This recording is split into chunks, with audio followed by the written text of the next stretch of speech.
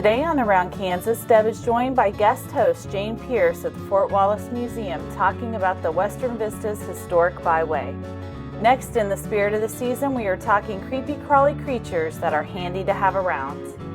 Then Duane Toews is visiting with Cooper Martin in our On the Front Porch segment. Ron Wilson is finding a fence post, and we end with another Halloween icon, the cat. Closed captioning brought to you by Ag Promo Source. Together we grow. Learn more at agpromosource.com. Welcome to the Western Kansas Wildlife Travel Center, right here in my hometown of Oakley, Kansas. We're the front door of Western Kansas, located on three main highways, I-70, US 83, and US 40. And all those roads lead to history, beautiful scenery, and adventure, no matter which direction you go. We now have an IHOP. That brand that you've trusted up and down the road in all your travels is staffed with local folks, real people, just like you and me, and we're waiting on you to join us. So for fun, adventure, fuel up, fuel your body, and let's have some fun.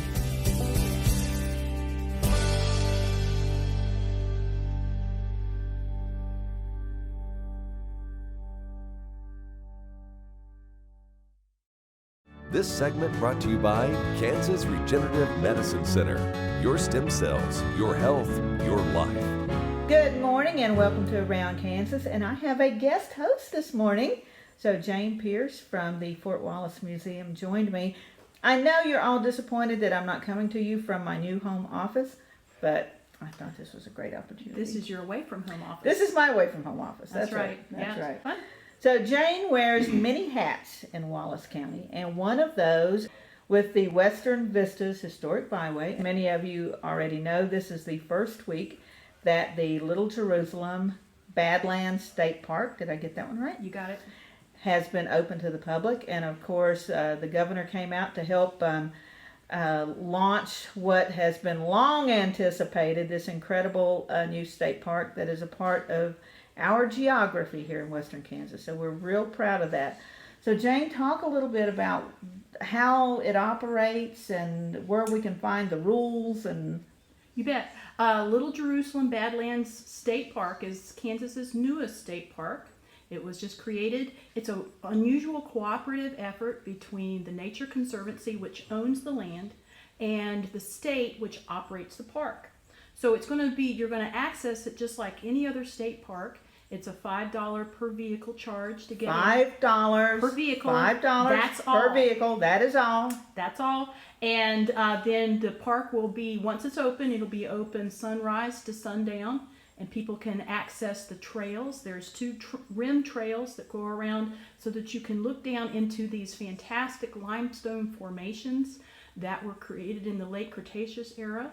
They're the leftovers of sea creatures for when Kansas was covered with a great inland sea. Now, Jayne, if I am walking around the Little Jerusalem State Park and I find a shark's tooth, can I take it home with me? The answer is no. No!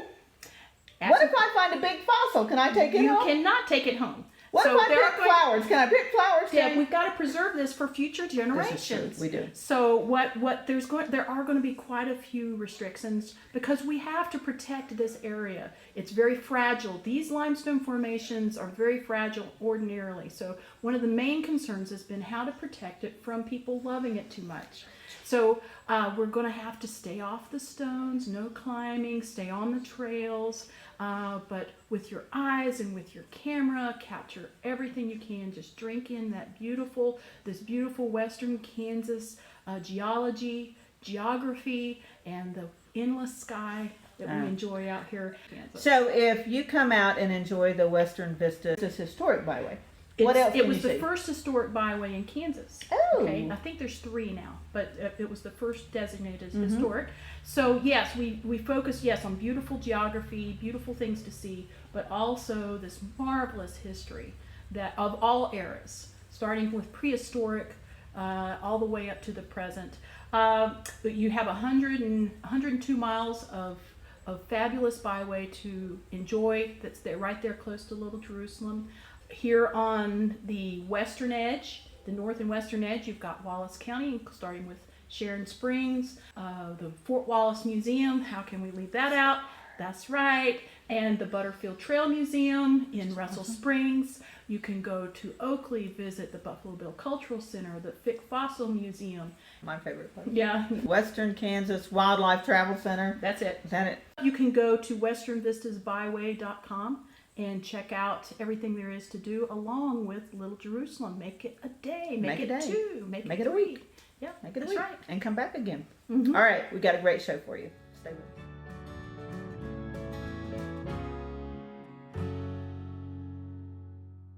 In 1821, a trade route was opened from Missouri in the United States across prairies and mountains to Mexico.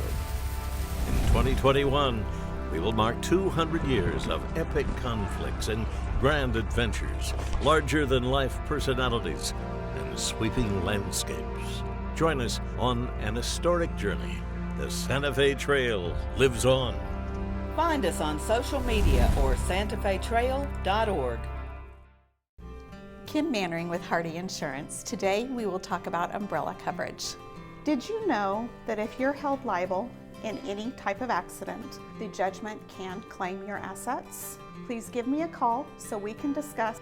316-945-6733. Okay, looks like it's time for our tour. Welcome to the Fort Wallace Museum. Here at the museum, you're going to find some really interesting stuff like our replica stagecoach from the Butterfield Overland Dispatch. We've got facades from the fort buildings. We've got an 1870s flag. There's a plesiosaur that was discovered locally. We've got the Ray pump organ collection. We're a little bitty place with a great big story, and we'd love to have you. This segment brought to you by the Western Kansas Wildlife Travel Center in Oakley. Welcome back, and my guest host this morning is Jayne Pearce. We're at the Fort Wallace Museum. And you know, sometimes you just kind of have to spray for bugs in the fall. Have you seen spiders this fall, Jayne? I've seen everything that crawls.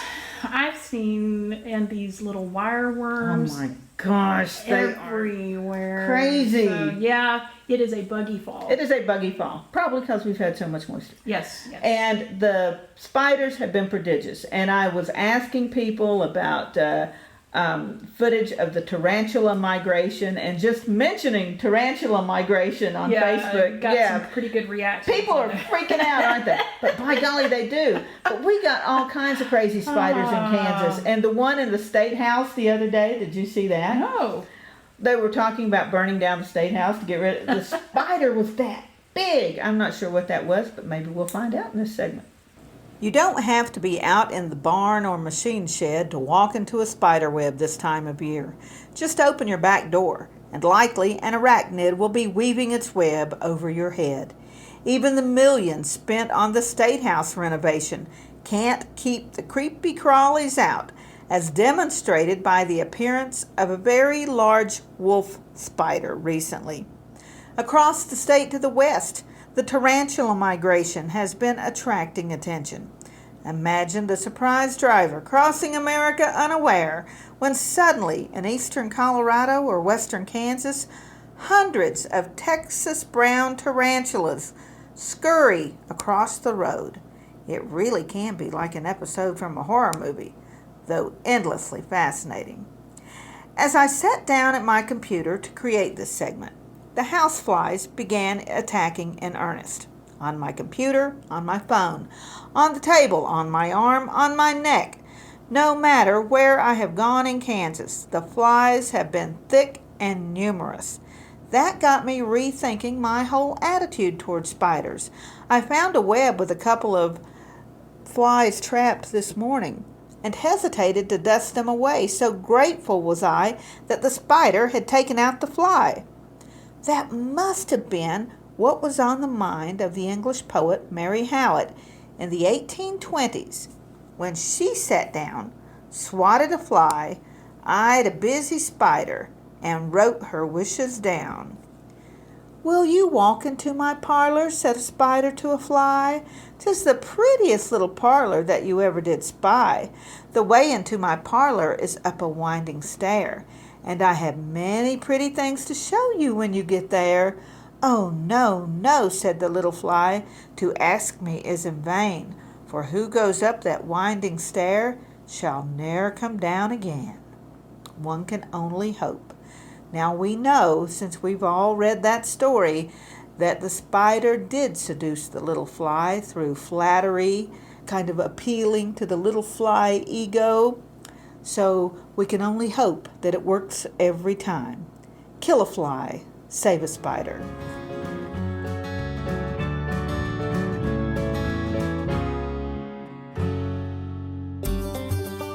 Welcome to the Western Kansas Wildlife Travel Center, right here in my hometown of Oakley, Kansas.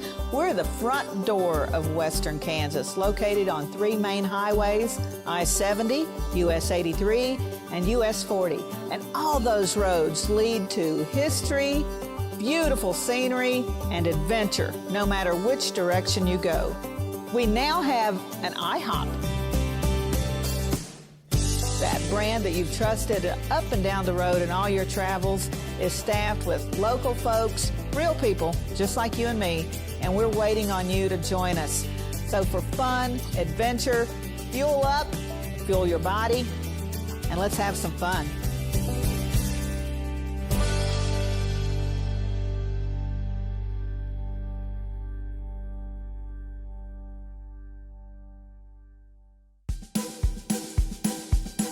Okay, looks like it's time for our tour. Welcome to the Fort Wallace Museum.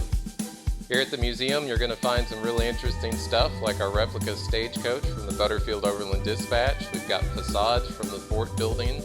We've got an 1870s flag.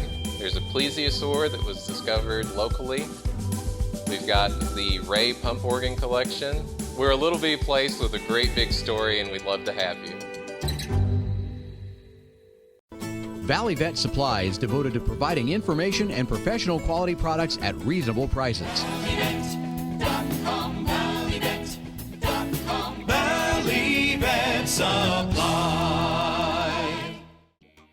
The Kansas Wheat Innovation Center in Manhattan is rediscovering ways to get improved varieties and new genetics in the hands of farmers faster. Grower-led and checkoff-funded research initiatives are bringing about positive change. This grassroots leadership provides a strong voice in Topeka and Washington, D.C. Now is the time to partner with Kansas Wheat in moving wheat forward. Kansas Wheat Commission and Kansas Association of Wheat Growers.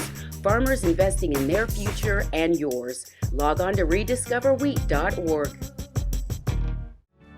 This segment brought to you by Kansas Corn. Learn more at kscorn.com.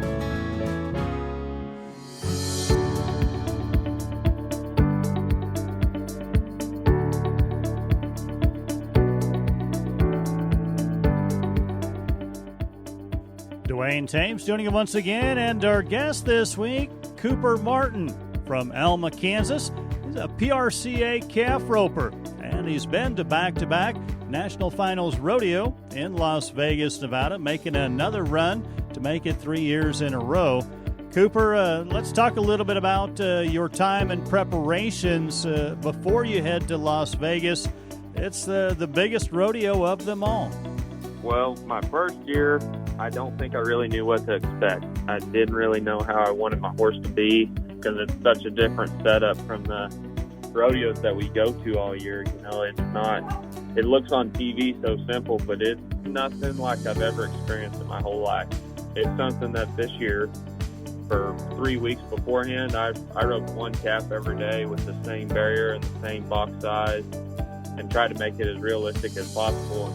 I still didn't have the finals that I was wanting to, so that just goes to show how quite the setup, and it may not be as tough as it always is, but it's dang sure something that you try to be prepared for. We think about the opportunity to win the kind of dollars, and we've kind of referenced that. My understanding is most guys that from 16 on down pretty well burn up everything that they've won going down the road, and those in the top 15 get a chance to maybe put some money in the bank at the end of the year. Yes, sir. They've made that NFR so good for for two things.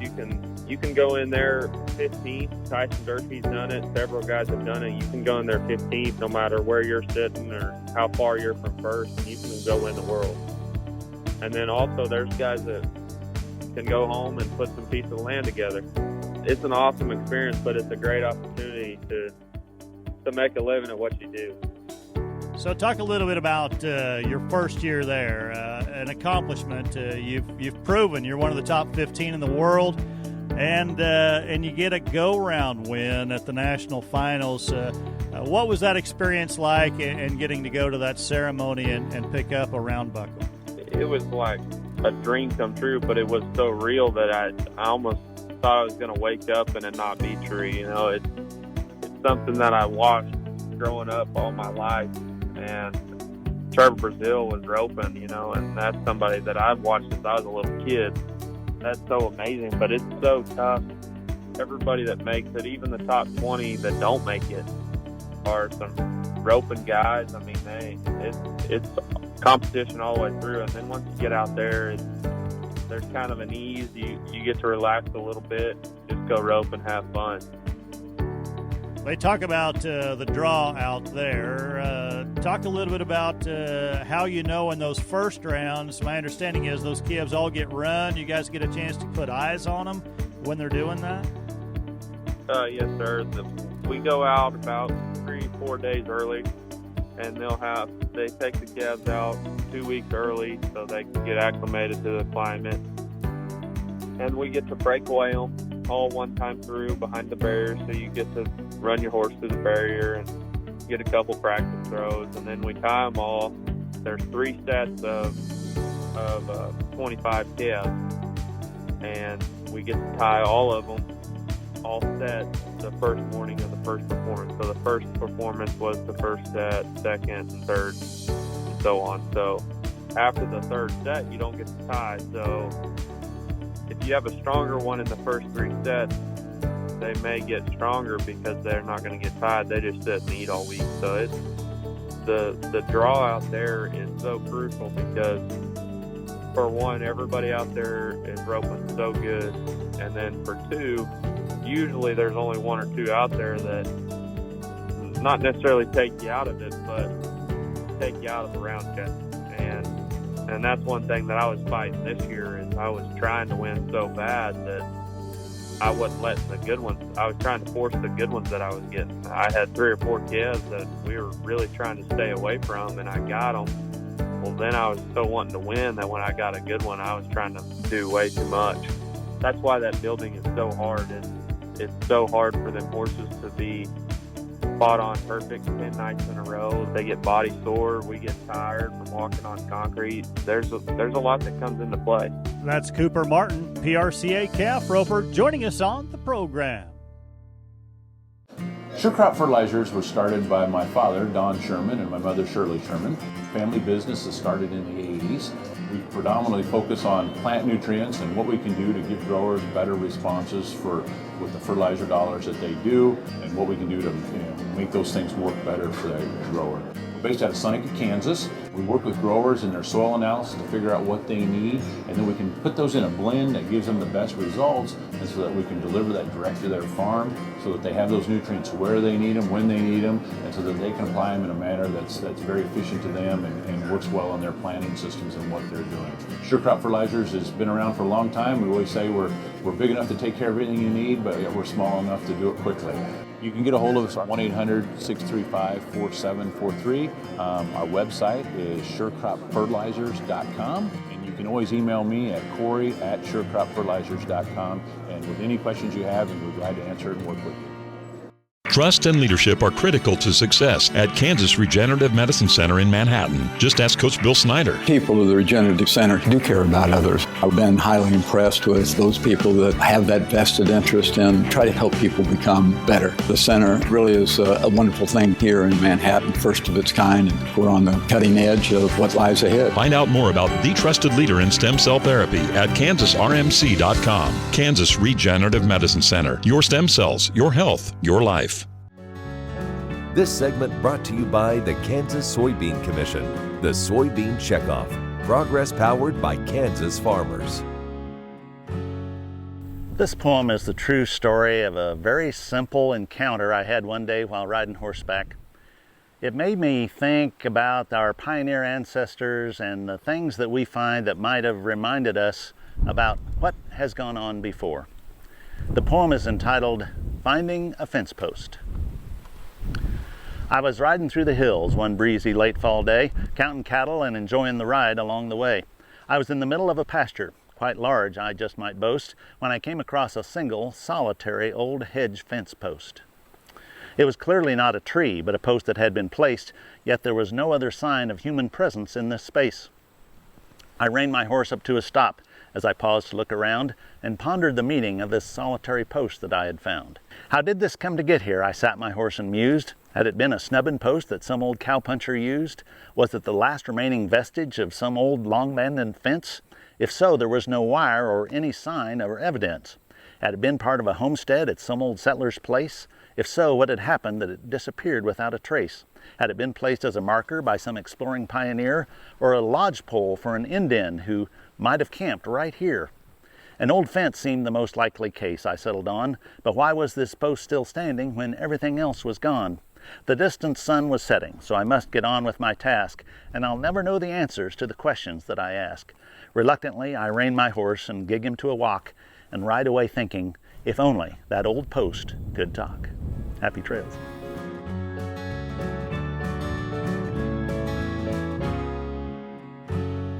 Kansas Farm Bureau, the voice of agriculture, represents grassroots agriculture. The state's largest and most powerful farm organization stands up for its members through leadership development, agriculture education, legal defense, environmental advocacy, farm safety, and risk management. Members also enjoy money-saving benefits. To join our organization today or to learn more, go to www.kfb.org or find us on Facebook and Twitter. Imagine turning soybean oil, used cooking oils, and waste animal fats into fuel so amazing it drives U.S. jobs and our economy forward. Learn more about biodiesel at americasadvancedbiofuel.com. This segment brought to you by Santa Fe Trail Meats in Overbrook. Let us help feed your family. Well, since it is October, we've already talked about spiders and the crawly things. One of the things associated with Halloween is cats. Mm-hmm. And Jane and I are both cat people, probably because we're not competent enough to take care of dogs. Would you agree? Well, when we leave, dogs don't happen to like that. That's it. Cats are like, I don't care. Yeah, really. Oh, you've been gone somewhere? Yeah. Mm-hmm. So there's so many myths and legends and superstitions associated with cats, and some of them for good reason. There's some foundation, and I even heard one person speculate that the reason that cats are said to be tools of the devil maybe is because they don't care. They're so self-sufficient and they just don't care that, you know, if the devil was going to have a tool here on earth, it would... No, yeah, they're just like, so what? Yeah, so what? So what? So let's take a look at all these legends around our feline friends. I'm interested to see. Jack-o'-lanterns, witches' hats, black cats. These are the signs of the season, the trappings of Halloween. Each of these has its own story, its own significance, but the cat is with us every day. In October, however, we view our cats with suspicion, even those who are not black. Perhaps that barn cat, that tortoiseshell that hisses every time I come near, truly is possessed. It could explain a lot. We have house cats and we have outdoor cats to keep the rattlesnakes away. The outdoor cats do a commendable job, as it has been years since Dr. Jake found a rattlesnake coil by the back door. Jake once watched a kitten aggravate a snake nearly to death, thus proving that cat powers are real, folks, not just folklore. Everyone knows that cats were revered in ancient Egypt, but their fortunes waned in the Middle Ages in Europe as the Black Death decimated the population. The fear of witches grew with the fear of who would be next, and all looked for someone to blame. Old women, wise women, seeking to heal, were often accused of being witches, and they often had cats as companions. The women were roaming the countryside at night searching for herbs in secret, and cats being nocturnal animals, of course. While different countries had different twists on the cats and witches, France practiced the widespread burning of cats, with the king lighting the bonfire until the barbaric practice was discontinued. While the barbarism subsided, the superstitions flourished, and now we have tons of Halloween cards with black cats as a result. Cats are aloof and self-contained, and those personality traits may have been what led people to believe they were in league with the devil. As the old joke goes, dogs have owners, cats have staff. Perhaps it was the witch who was serving the cat, not vice versa. Consider that when you are lugging 20 pounds of cat food and 20 pounds of cat litter through a cold rain this month, only to open your door and find that your cat has broken your antique French china berry bowl and left nasty presents on your bedspread. Perhaps the cats are in league with the devil.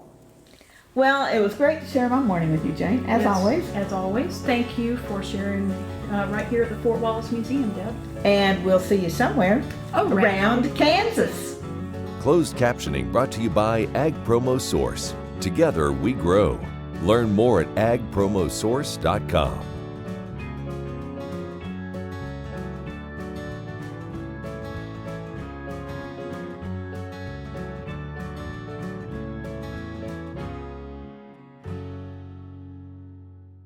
Do you need to replace a bed in your home?